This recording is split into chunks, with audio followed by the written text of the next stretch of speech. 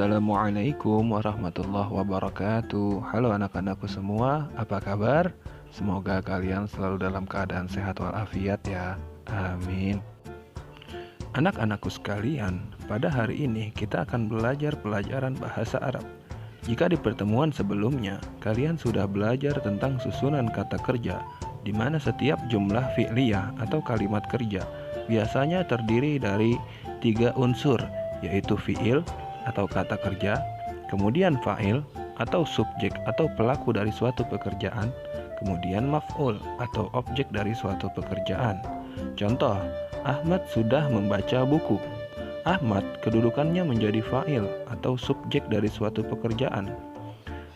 Sudah membaca kedudukannya menjadi fi'il atau kata kerja. Buku kedudukannya menjadi maf'ul atau objek dari suatu pekerjaan.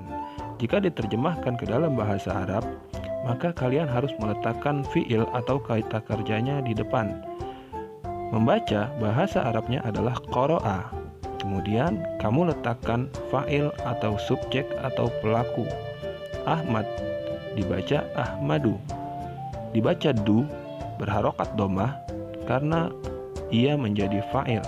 Kemarin kita sudah jelaskan fa'il harokatnya umumnya di huruf terakhirnya yaitu dhammah. Buku bahasa Arabnya al-kitabu. Karena menjadi objek, maka dibaca al-kitaba berharokat fathah di akhirnya. Jika digabung, qara'a Ahmadu al-kitaba. Ahmad sudah membaca buku.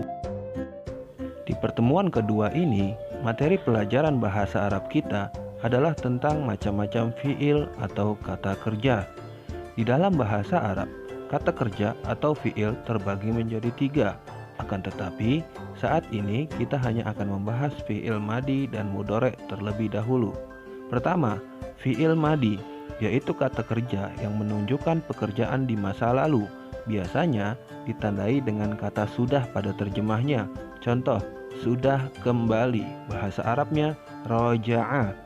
Contoh kalimatnya, Ahmad sudah kembali ke rumah. Maka jika diterjemahkan, roja'a Ahmadu ilal baiti. Roja'a menjadi fi'il atau kata kerja, Ahmadu menjadi fa'il atau subjek, ilal baiti menjadi maf'ul atau objek suatu pekerjaan. Contoh yang kedua, sudah pergi. Bahasa Arabnya zahaba. Kalimatnya, Hasanah sudah pergi ke sekolah. Jika diterjemahkan ke dalam bahasa Arab, zahabat Hasanatu ilal madrasati. Pak, kenapa berubah di akhir kata kerjanya ditambahi tak sukun atau tak mati menjadi zahabat? Berubah menjadi zahabat karena fa'il atau subjek atau pelaku pekerjaannya adalah seorang wanita. Setiap pelaku pekerjaan yang berupa isim mu'annas atau wanita atau perempuan, maka kata kerjanya kalian harus tambahkan tak mati. Jika roja'a ditambah menjadi roja'at. Jika amila ditambah menjadi amilat, yaitu pada saat fa'il atau subjeknya seorang perempuan. Menjadi zahabat hasanatu ilal madrasati. Bukan zahaba hasanatu ilal madrasati, tapi zahabat hasanatu ilal madrasati. Zahabat menjadi fi'il, hasanatu menjadi fa'il atau subjek, ilal madrasati menjadi maf'ul atau objek. Contoh yang ketiga, sudah bekerja. Bahasa Arabnya amila. Contoh kalimatnya, Hamdan sudah bekerja di kantor. Karena fa'il atau subjeknya laki-laki, maka kata kerjanya tidak berubah, tetap, yaitu amila Hamdanu fid diwani, yaitu Hamdan sudah bekerja di kantor. Pak, kok maf'ul atau objeknya berharokat kasroh? Ya, maf'ul atau objeknya berharokat kasroh karena sebelum kata terakhirnya ada huruf sambung, yaitu ila dan fi.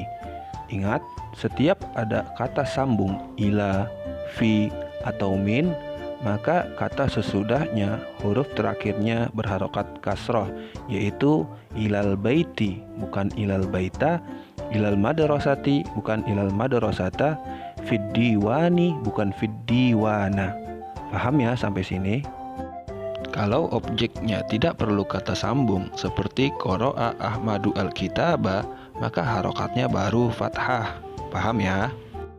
Biasanya, jika suatu objek atau maf'ulnya adalah berupa tempat seperti rumah, sekolah, kantor, maka dia butuh yang namanya kata sambung seperti ke, bahasa Arabnya ila, di, bahasa Arabnya fi, dari, bahasa Arabnya min.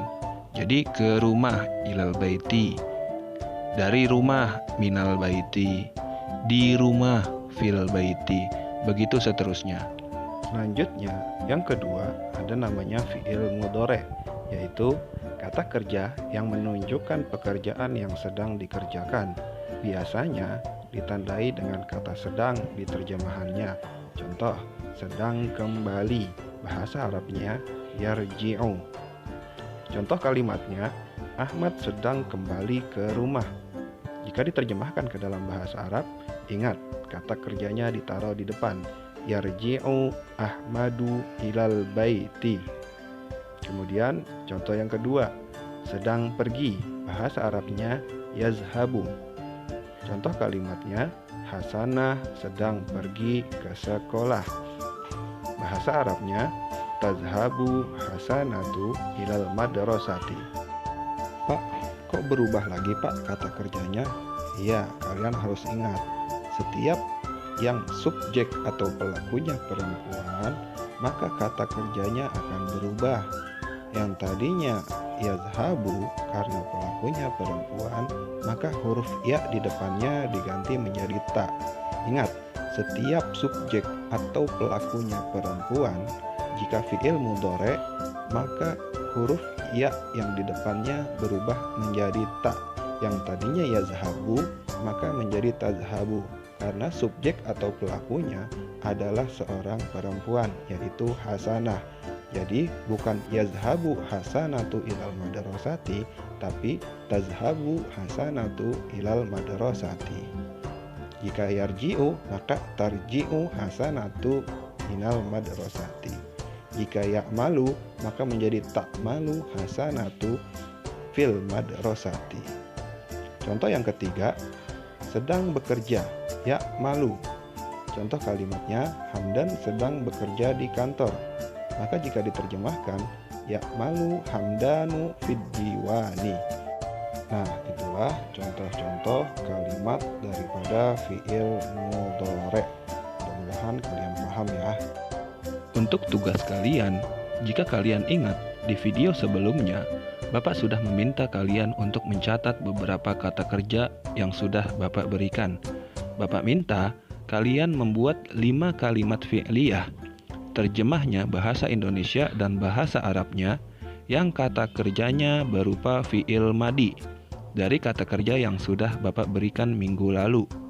Pak, kalau saya nggak tahu bahasa Arab suatu benda, misalkan kasur, saya nggak tahu bahasa Arabnya, atau bahasa Arabnya lapangan, atau bahasa Arabnya kelas, atau bahasa Arabnya ruangan, kamu boleh tanya ke anak Bapak di nomor 0858 8315 5666. Kamu tanya saja kepada anak Bapak, insya Allah akan dijawab oleh anak Bapak. Oke, itu aja materi kita pada pagi hari ini. Kurang lebihnya Bapak mohon maaf. Wabillahi taufiq wal hidayah. Wassalamualaikum warahmatullahi wabarakatuh.